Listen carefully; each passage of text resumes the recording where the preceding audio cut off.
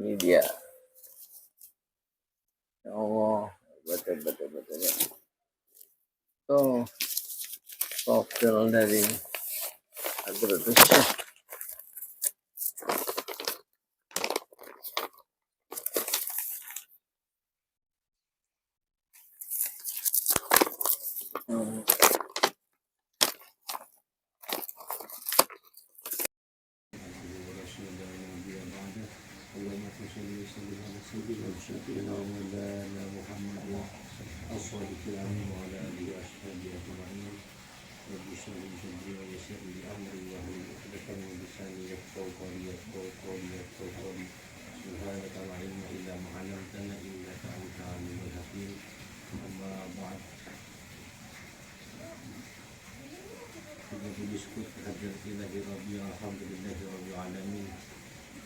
Telah memberikan kita ribuan nikmat iman, nikmat Islam, nikmat kesehatan jasmani dan rohani.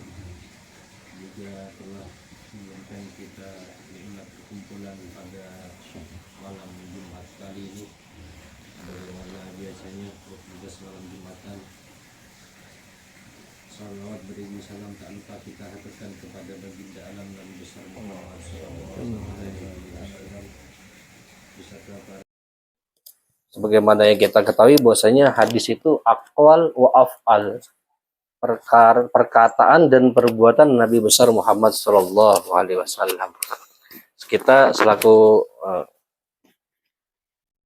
umatnya, maka hendaknya tafaulan sebagaimana para sahabat melihat Nabi.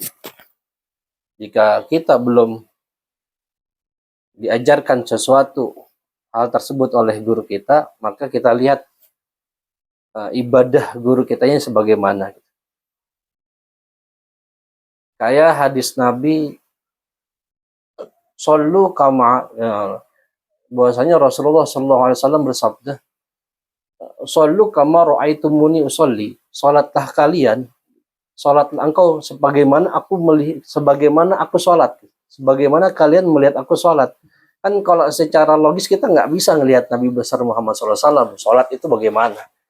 Maka perkara salat tersebut diwariskan keilmuannya, perbuatannya itu kepada para sahabat, kemudian kepada para tabi'in, tabi'in, ulama salaf, ulama khalaf, mujaddid.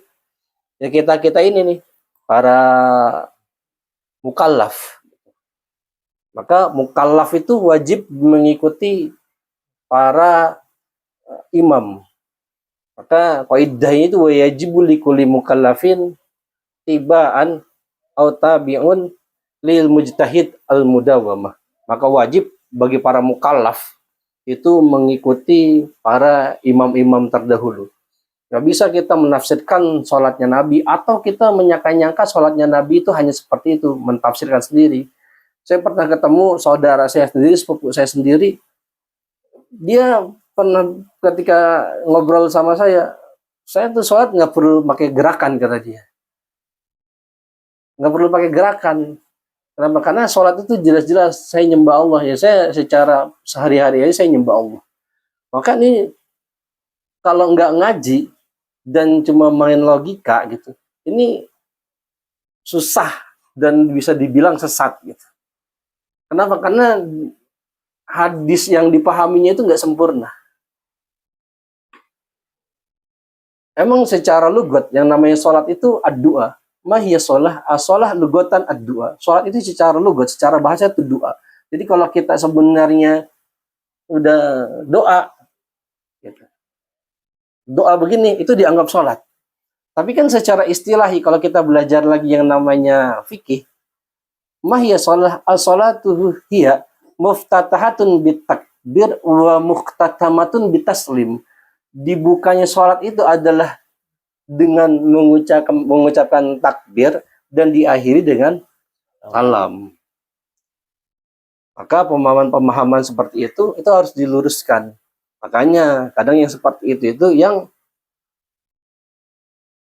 hatinya itu dikunci dan diperbudak oleh logikanya sendiri. Sedangkan ad-dinu mabniu bin naqli wala bi munassabatil ukul. Agama itu turunnya agama itu dibangun dengan nakli yang tertulis tekstual, wala bimunasabatil ukul, bukan terbangun atas pikiran. Kalau seandainya terbangunnya atas pikiran, maka itu bukan agama, tapi adalah adat istiadat. Contohnya Isra Mi'raj. Secara logika, Isra Mi'raj itu nggak masuk. Asra bi abdihi minal masjidil haram ila masjidil aqsa, dari masjidil haram ke masjidil lailan, itu satu malam tuh. Terus apa lagi? Ditaikan gitu, dimi'rajkan ke Sidratul Muntaha lagi. Udah bukan ke langit ketujuh, tapi Sidratul Muntaha. Bahkan makomnya malaikat Jibril itu cuma sampai ke langit ketujuh. Nah, sedangkan Rasulullah itu kalau sampai ke Sidratul Muntaha. Sebenarnya ini adalah jawaban Allah kepada malaikat ketika bertanya, kenapa engkau menjadikan manusia khalifah di bumi sedangkan mereka menjadi perusak? Itu pertanyaan itu adanya ketika Nabi Adam, tapi terjawab tuntasnya oleh Nabi Muhammad. Karena yang paling mulia itu, manusia paling itu ada apa? Makhluk paling mulia adalah Nabi Muhammad. Maka ketika sampai ke sampai ke langit 7, ingin ke Sidratul Muntaha, malaikat Jibril bilang, saya cuma cukup sampai ke sini. Sedangkan sedangkan Nabi Muhammad, beliau itu secara langsung wujudan, zatan, secara mausufan, secara zat, sifat, badan, semuanya itu mi'raj bermuwajahah dengan Gusti Allah. Itu membuktikan bahwasanya Nabi Muhammad itu lebih mulia daripada para malaikat. Mungkin kalau kita nanti sewaktu-waktu belajar, dikasih pemahaman, dikasih ilmu sama guru kita, kadang guru kita menceritakan kitab Daqaiqul Akhbar itu ada tuh. Dalam kitab Daqaiqul Akhbar bahwasanya malaikat-malaikat pun itu diciptakannya dari nurnya Muhammadiyah. Seperti itu. Maka malam hari ini yang kita bahas adalah tentang ibadah kita yang telah kita jalani bulan ini, yaitu puasa. Ini sebelumnya kita belum pernah membahas tentang puasa. Ini kita pembahasan puasa secara syariat. Gitu. Maka kata Imam Al-Ghazi di dalam kitabnya Fathul Qorib, beliau menjelaskan bahwasanya yang namanya asyam atau saum itu masdaroni, dua masdar. Yang artinya secara lughah al-imsak, yaitu menahan. Jadi puasa itu secara lughah artinya al-imsak, menahan. Nah, makanya kalau ada imsak itu waktunya ngerem. Imsak itu enggak mesti kita terakhir minum sampai batas imsak, itu enggak mesti. Kalau di zaman dahulu itu, para sahabat itu imsak itu dengan azan pertama.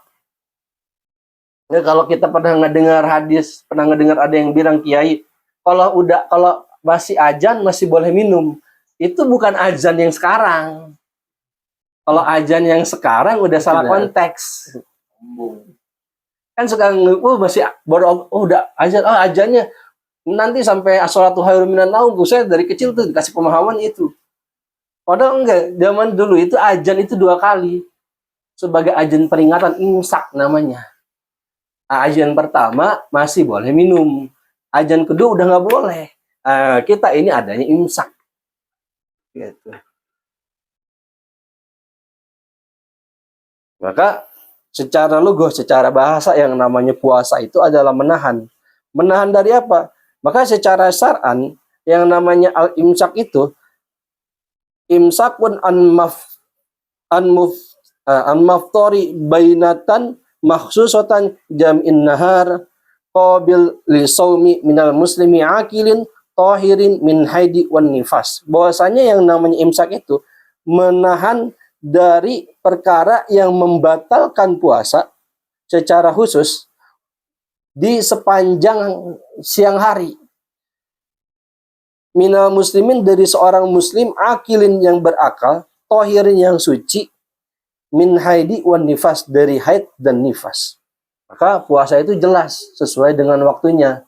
Ada imsak, fajar, subuh, sampai ketika maghrib berbuka. Udah itu. Selain itu jangan dilanjutin puasanya. Kalau dilanjutin puasanya nggak buka, nggak tahu puasa apa tuh namanya tuh. Gitu. Maka syarat wajib untuk berpuasa itu ada 3. Tapi di dalam nas yang lain, di dalam sebagian nas atau sebagian teks itu ada 4. Bisa 3, bisa 4. Sebenarnya satu ini menjadi pelengkap. Yang pertama adalah syarat wajibnya puasa itu adalah al-Islam. Maka orang Islam kalau mau puasa syaratnya harus Islam. Kalau nggak Islam, saya Nasrani, saya Yahudi, saya Katolik, pengen puasa ngikutin orang Islam. Boleh nggak? Boleh aja, silakan. Sah nggak? Enggak. Kalau dia mau ngerasain ya nggak apa-apa. Ya, siapa tahu kan nanti menjadi pintu hidayahnya kan gitu. Terus kemudian yang kedua, untuk syarat sahnya puasa, syarat wajibnya puasa itu adalah al-buluk, yaitu balik. Bagi laki-laki dan perempuan, fihtilamin, di dalam mimpi, pernah mimpi gitu, pernah mimpi basah lah gitu. Atau bagi perempuan itu haid gitu.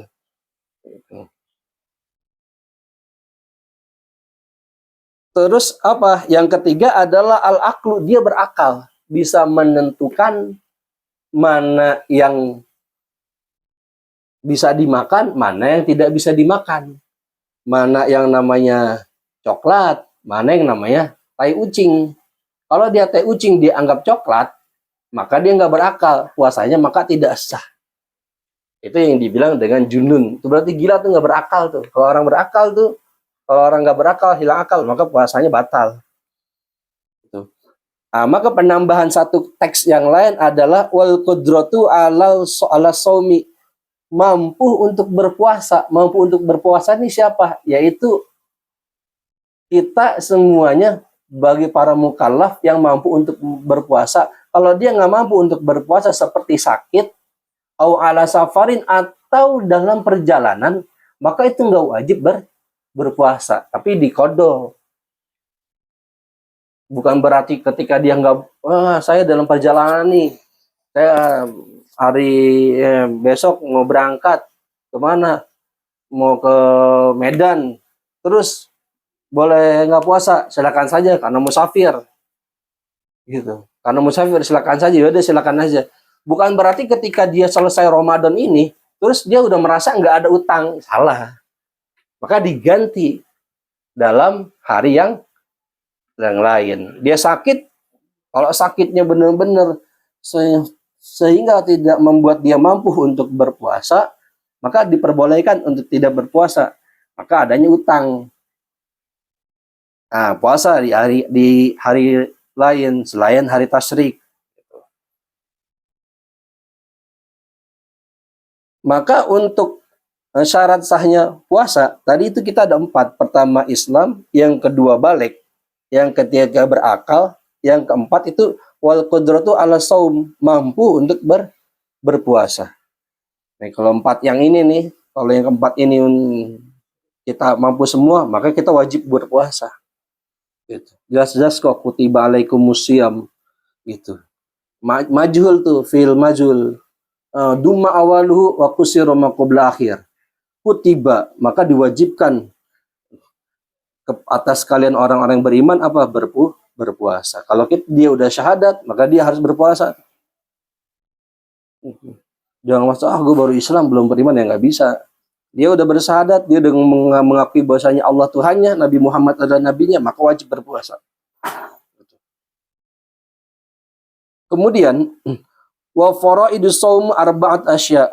Maka fardu saum, antara fardu sama syarat sekali lagi beda.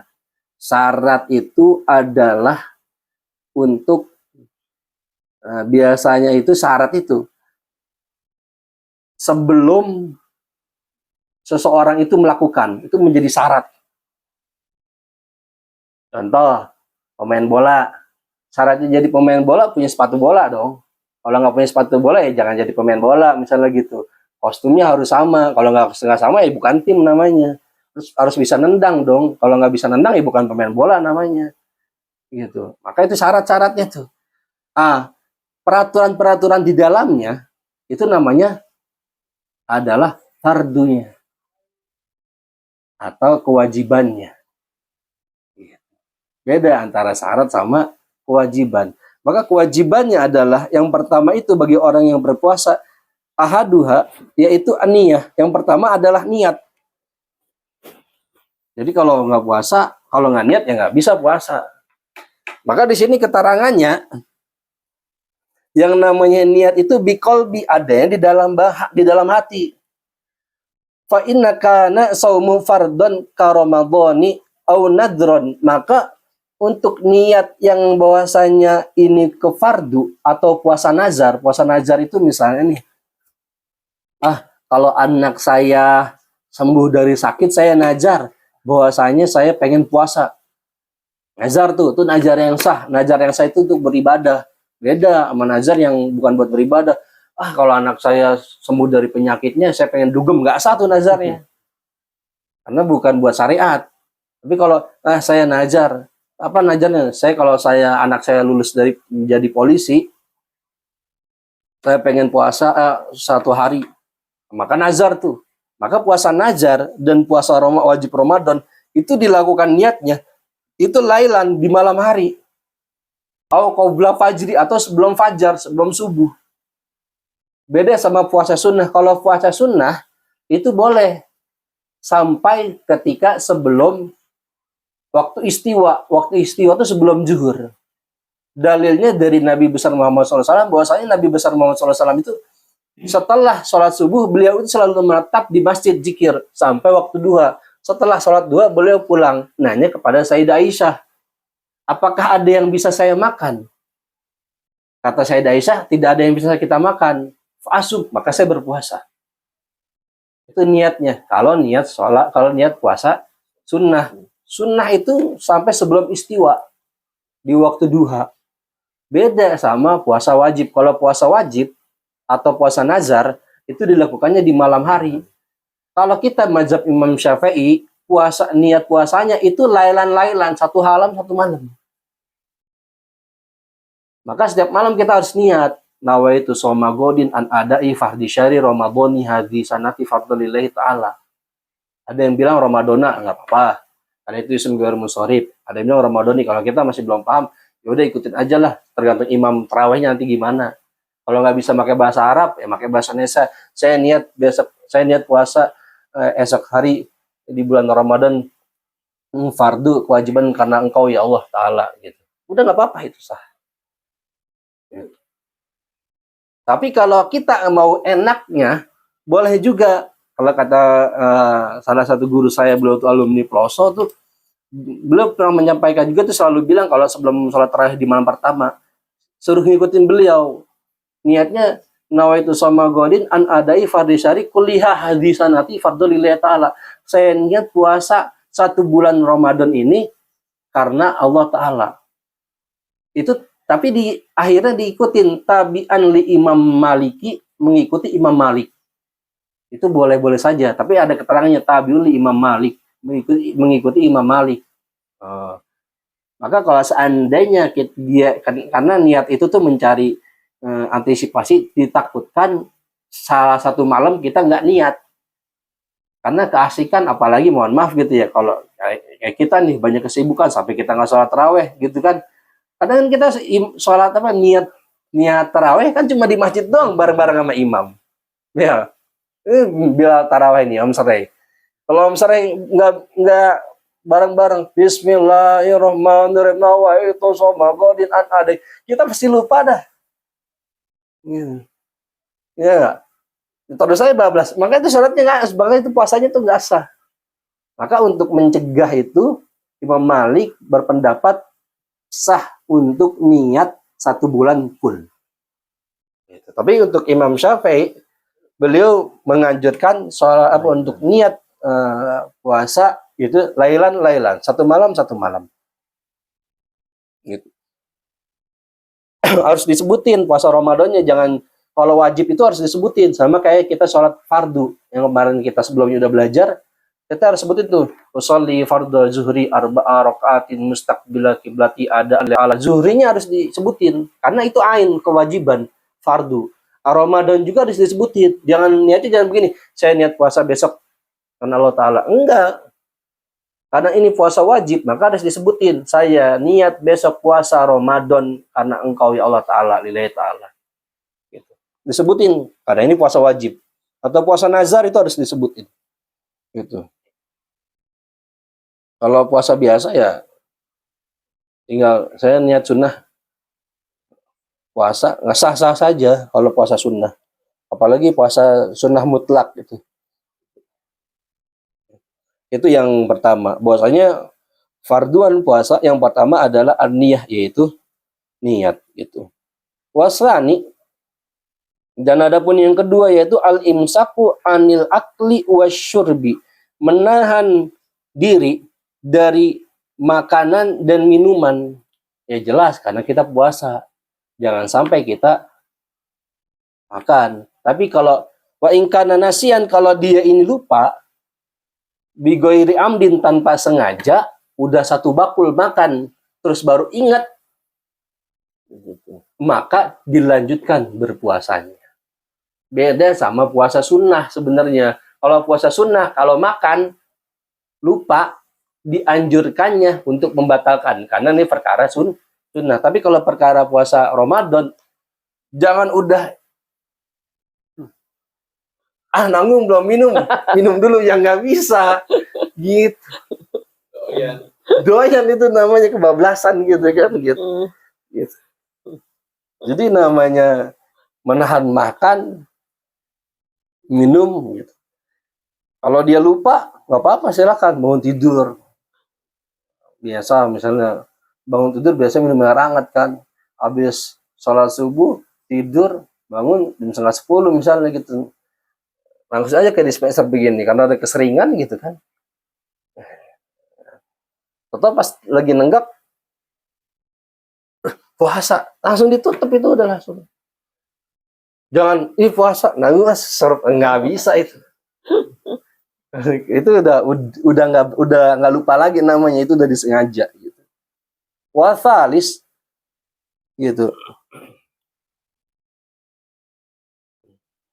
Dan adapun yang ketiga yaitu al-imsak, menahan diri anil jima, dari perkara jima, perkara bersetubuh atau melakukan hubungan intim gitu. Dia melakukan hubungan intim itu tidak boleh, harus ditahan itu. Tapi ingat, perkara hubungan intim sama kayak perkara makan dan minum. Wa in kana nasian labas. Kalau dia lupa tidak apa-apa. Ya seperti itu mungkin habis bangun tidur, kalau enggak dia nggak sangka ternyata udah imsak, udah azan, dia baru bangun gitu kan, nggak tahu bahwasanya itu tuh udah imsak atau sudah azan, bersetubuh dengan istri. Setelah bersetubuh dia baru dia ngeliat jam, kita udah lewat ini bersetubuh, labas, nggak apa-apa. Atau ketika dia lupa karena udah terbiasa dia melakukannya sebelum berangkat kerja untuk menambah stamina. Habis sholat subuh, dia dari masjid, ngelihat istri, bahena lagi tiduran, berjima. Tapi dia lupa bahwasanya itu bulan Ramadan. Atau ketika dia berpuasa, labas, tidak apa-apa. Cara lupa ini mah. Cara lupa, jangan disengaja. Ini bicara lupa. Gitu. Ya, tidak apa-apa. Kalau dirongrong. Ada yang nanya, kalau setengah tiang inget langsung ditarik yang di ini lagi, ya jangan diterusin. Gitu. Ada yang nanya, kalau puasa itu kalau kita habis bersetubuh terus dia itu karena orang biasa gitu ya, nggak paham, dia sahur pas azan, Allahu Akbar, Allahu Akbar, dia dalam masih keadaan hadas. Itu puasanya batal atau enggak? Hah? Enggak. karena dia melakukannya sebelum waktu azan subuh. Tapi kalau udah azan subuh dia terusin ya batal gitu. Saking keenakannya kan gitu. Gitu. Ini nganternya malam. Iya.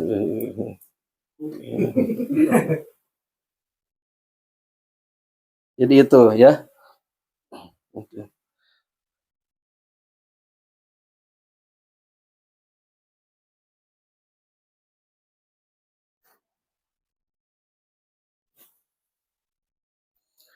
Terus yang keempat adalah ta'amudil qai'i, yaitu dia itu tidak diperbolehkan untuk menyengaja atau dicolok-colok ke dalam mulut agar dia muntah.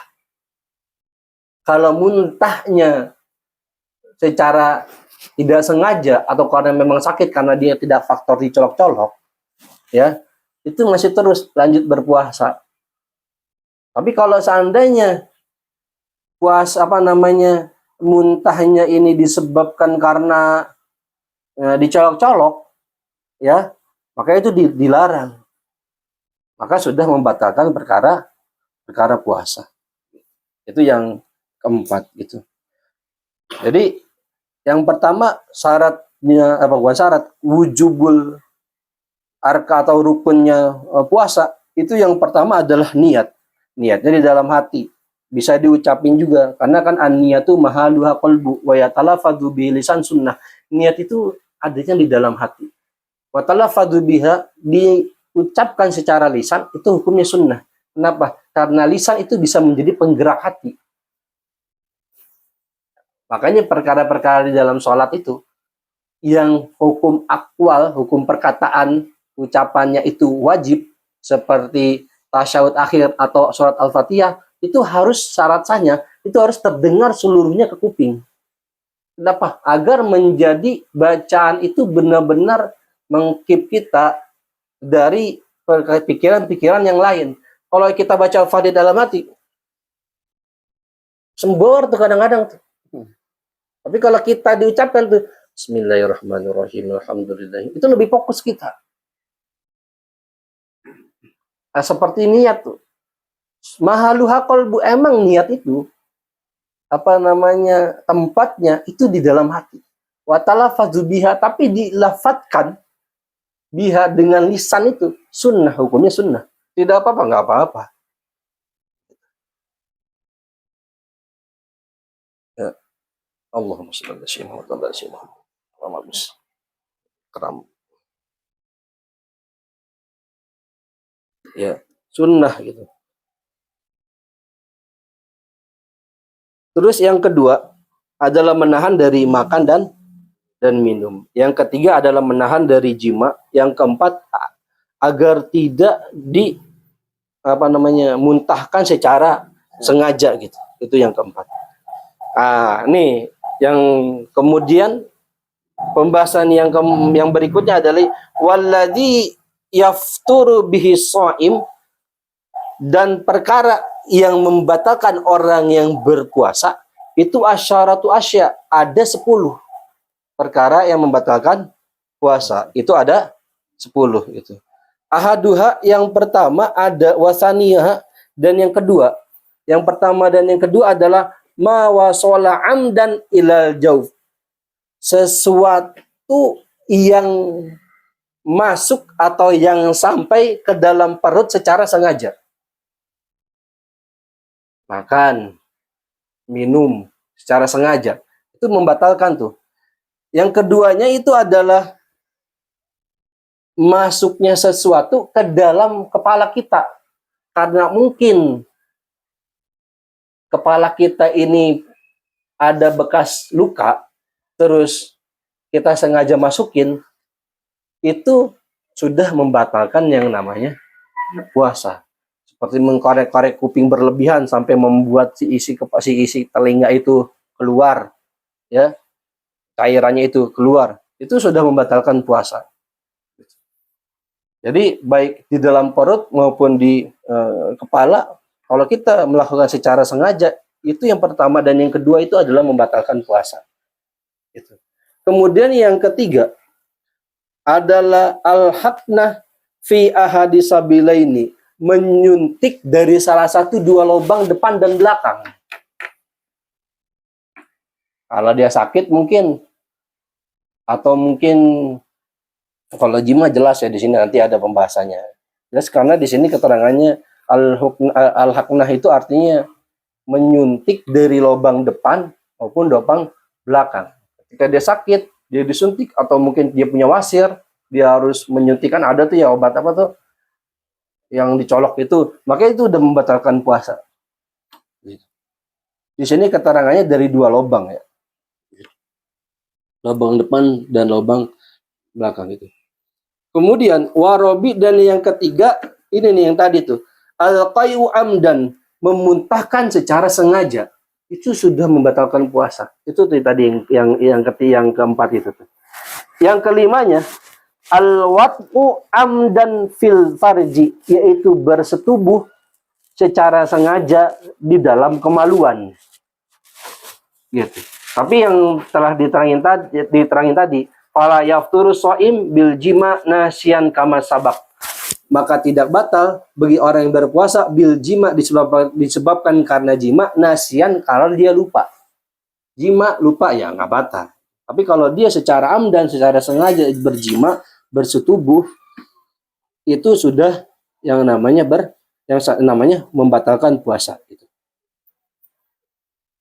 Terus yang keenam ini nih, al-inzal wa khurujul mani anil mubasyarati, yaitu keluarnya mani disebabkan karena gesekan atau disengaja. Di sini keterangannya baik dengan tangannya sendiri maupun tangan istrinya atau tangan orang lain, atau dengan yang menyangkut dengan kulit lah, atau apapun itu dikeluarkan secara sengaja, maka di sini sudah batal. Beda lagi kalau seandainya mimpi. Kalau mimpi fihtilamin, di dalam mimpi, maka nggak batal. Kalau di dalam mimpi ya nggak bakal batal. Kalau bermimpi puasa ya nggak batal gitu.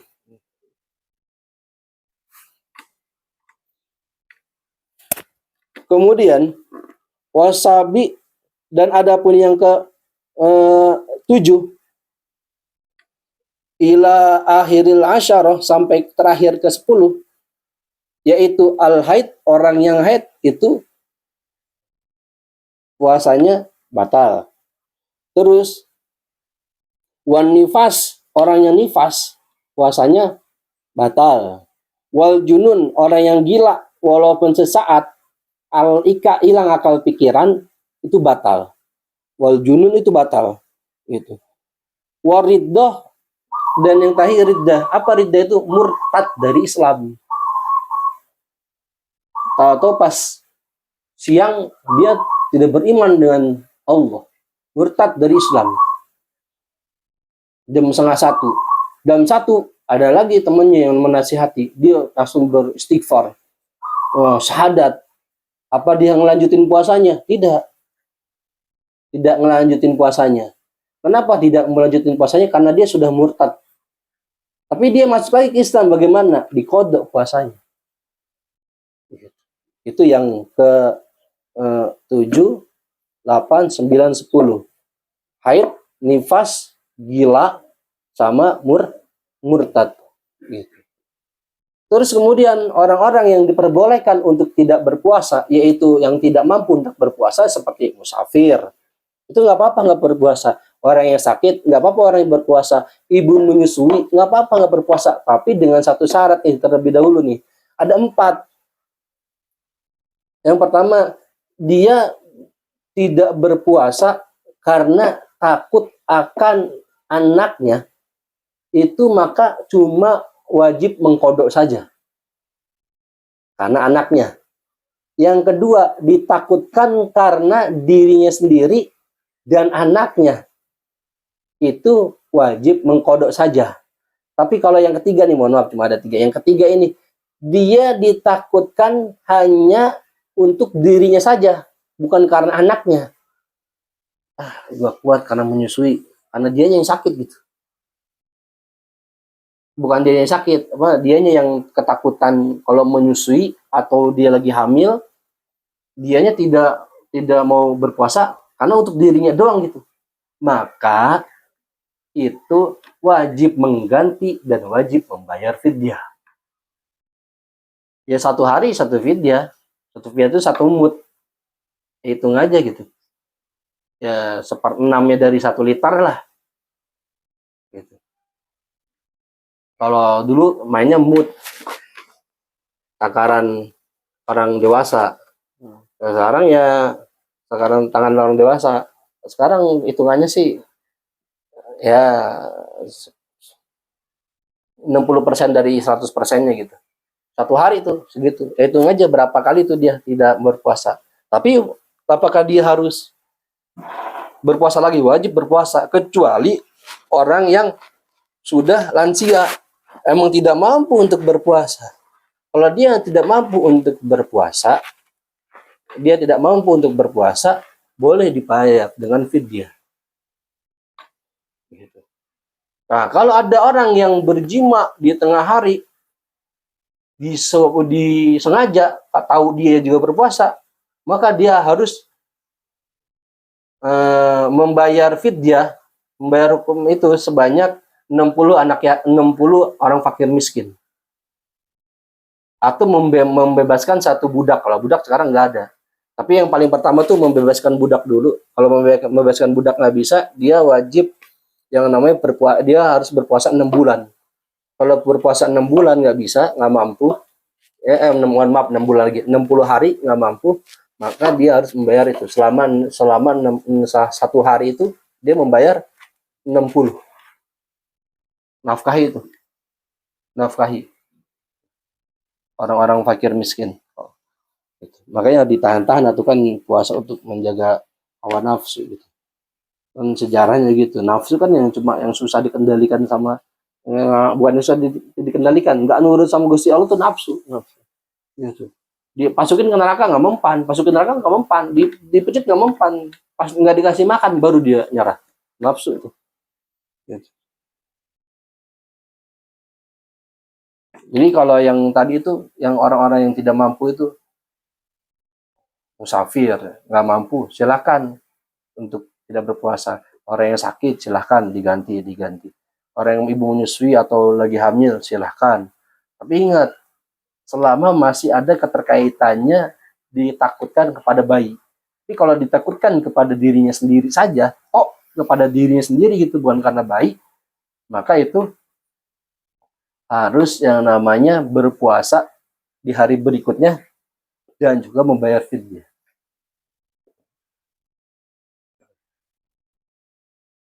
Kemudian sunnahnya puasa itu ada 3.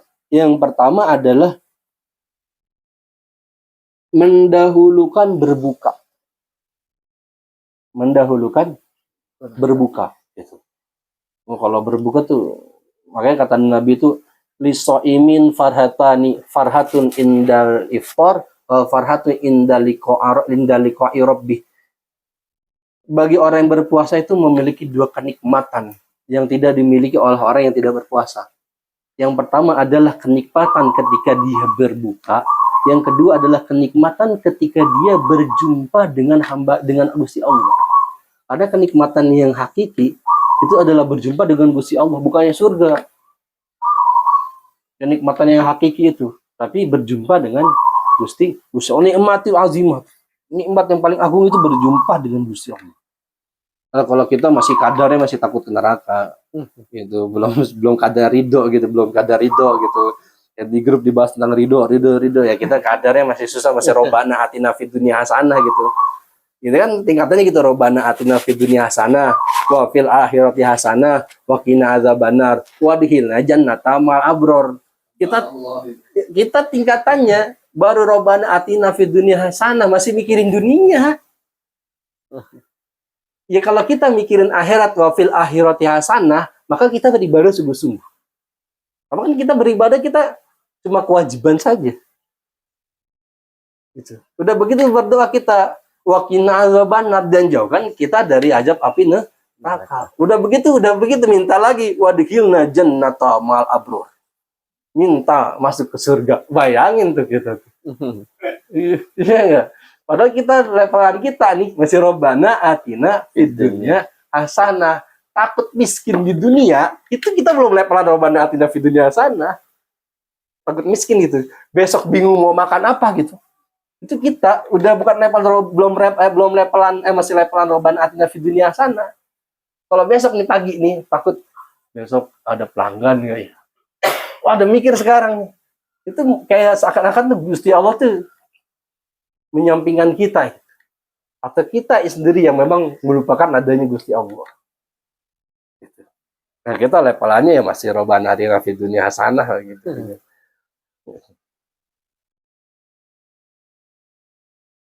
Itu yang pertama. Dalam sunnahnya berpuasa yang pertama adalah mendahulukan berbuka. Yang kedua sunnahnya berpuasa adalah mengakhiri sahur. Mengakhiri sahur. Sahur itu diakhiri. Dia bukan jam 2, jam setengah 3, bukan. Diakhiri sahur. Tapi boleh, sahur boleh, silakan aja. Nah, tinggal doa sahur aja, doa sahur. Gitu. Saya dulu diajar sama orang tua saya doa sahur, tapi saya nanya waktu saya mondok doa sahur katanya nggak ada. Tapi orang tua saya dari guru-gurunya ngajarin tuh doa sahur, Allahumma bi'akli hajatani sunatan sahuri. Ada itu ya, Bang Habib ya? Pernah dengar kan itu ya, doa sahur kata Allahumma bi'akli hajatani sunatan sahuri. Hajatan sahuri. Jadi mengakhiri sahur. Yang ketiga sunnahnya adalah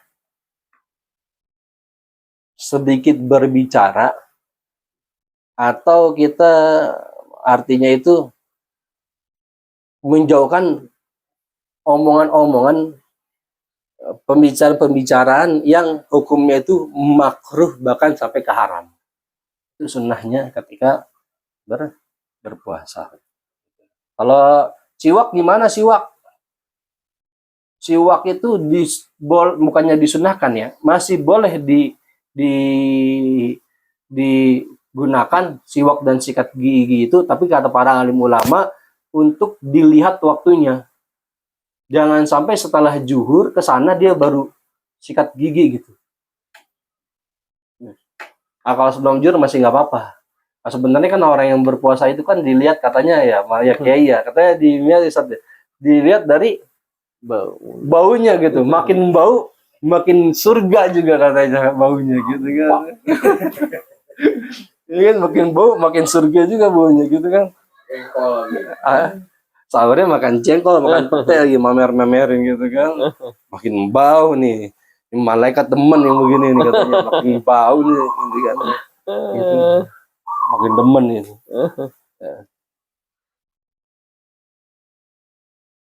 Jadi sunnah yang berpuasa tuh itu. Yang pertama menyegerakan berbuka.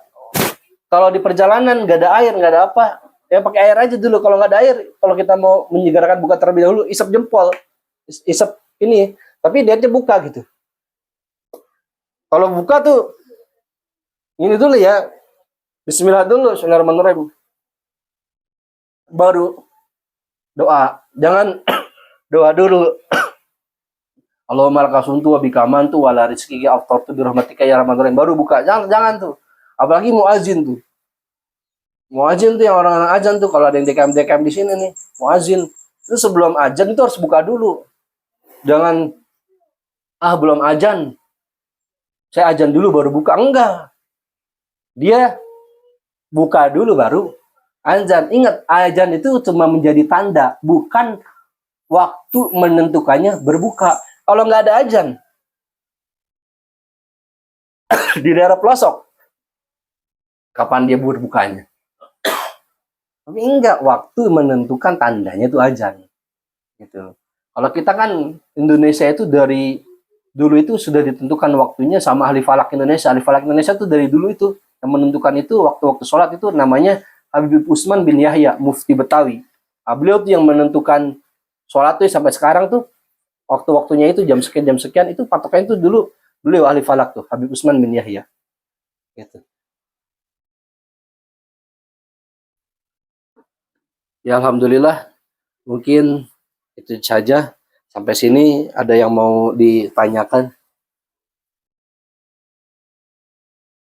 Iya, Om Ian, silakan. Ya, itu yang membatalkan di dalam yang membatalkan puasa. Iya.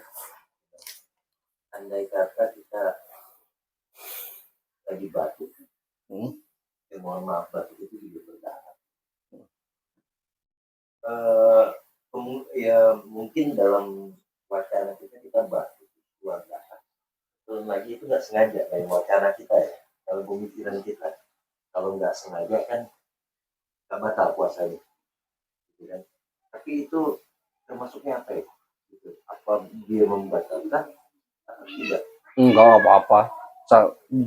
Jangan dahak itu sampai kayak ludah. Kalau mungkin ya saya nggak tahu ya. Tapi kalau saya pernah ngedengar gitu dari guru-guru saya, ya kalau dia itu seperti ludah air liur gitu.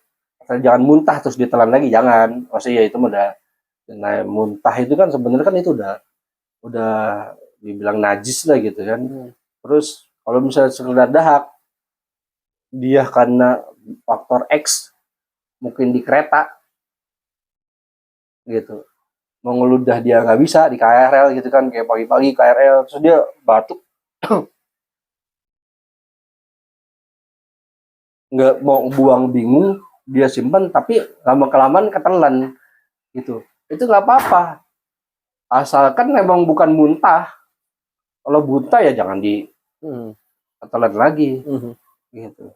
Dan bukan perkara yang menelan air liur itu, menelan apa lagi dahak itu bukan perkara yang membatalkan puasa, bukan, karena dia bukan dari luar sumbernya. Gitu.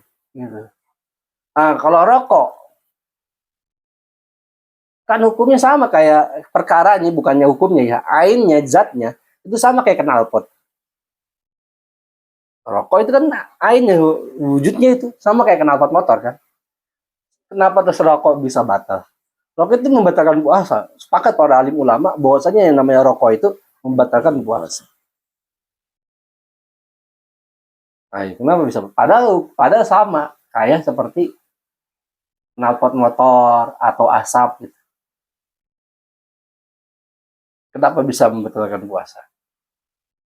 Karena rokok itu secara lugoh, nah orang kita itu menyebutnya, para alim ulama di dalam kitabnya, itu menurut lugot secara bahasa namanya rokok itu namanya syurbut dukhon.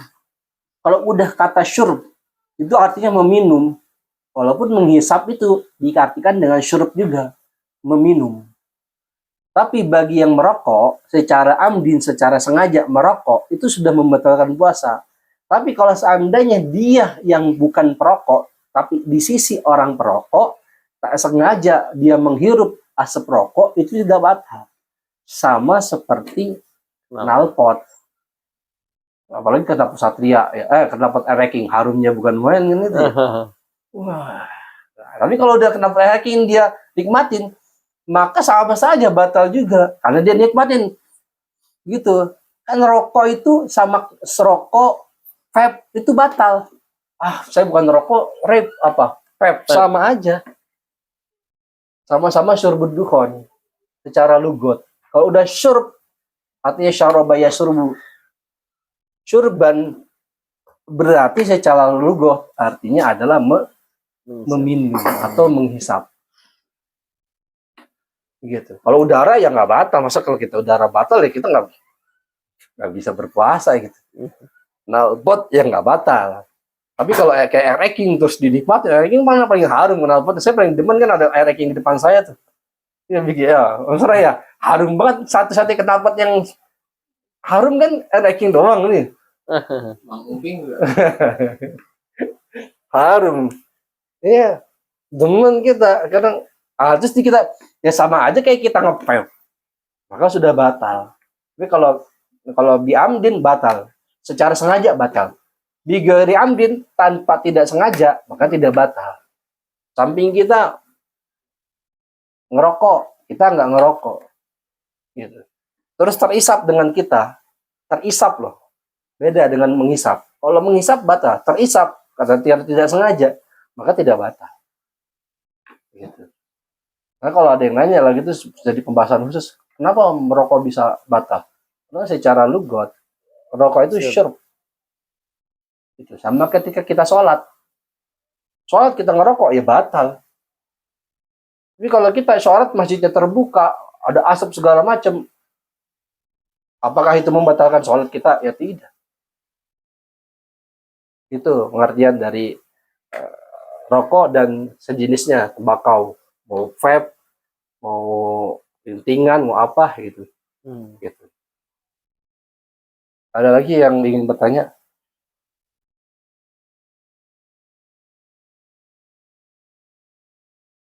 Mungkin cukup untuk kajian pada malam hari ini tentang bab berpuasa secara garis besar. Kita semuanya kurang lebih sudah memahami ini. Dan sekali lagi, ini bukan maksud saya menggurui, menasihati, apalagi mengajari.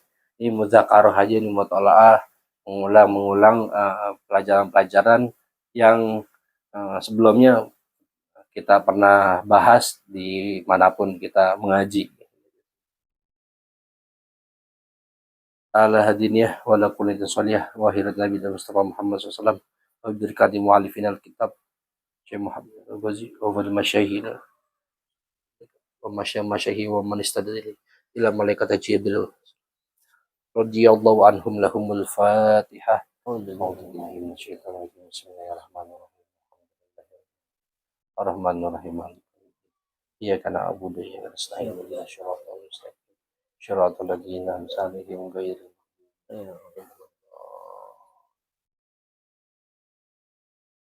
kurang lebihnya mohon maaf. Allahumma fiqillah komitorik. Assalamualaikum warahmatullahi wabarakatuh. Waalaikumsalam warahmatullahi taala wabarakatuh.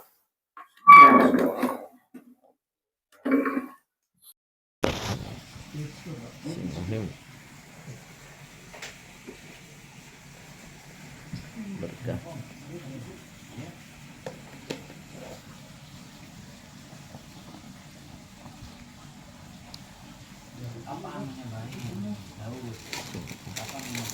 Ketoprak abang ya. Bismillahirrahmanirrahim.